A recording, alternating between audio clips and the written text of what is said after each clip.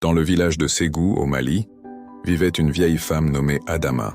Elle était la gardienne du grand baobab, un arbre dont les racines semblaient replonger jusqu'au cœur de la terre.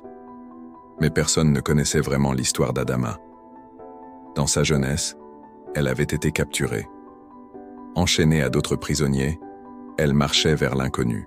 Mais une nuit, près d'un baobab, Adama sentit une force étrange. Elle entendit une voix venir de l'arbre.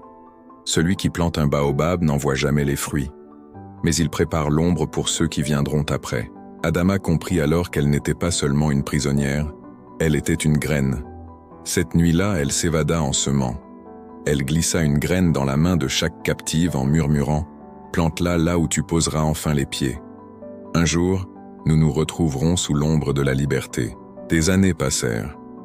Adama planta sa propre graine à Ségou et attendit. Un soir, une femme s'approcha. « On m'a dit qu'ici vit celle qui sème la liberté. J'ai planté ma graine au Ghana. Elle est devenue un arbre sous lequel tout un village se réunit aujourd'hui. » D'autres femmes arrivèrent du Sénégal, du Bénin, de Côte d'Ivoire. Toutes avaient semé, toutes avaient survécu.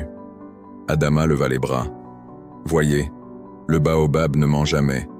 Il ne donne pas ses fruits à celui qui le plante, mais à toute une humanité. Parfois, nous ne voyons pas les fruits de nos actions immédiatement. Mais chaque geste de courage est une graine plantée dans le sol du futur. Un jour, d'autres s'assiéront à l'ombre de ce que nous avons semé.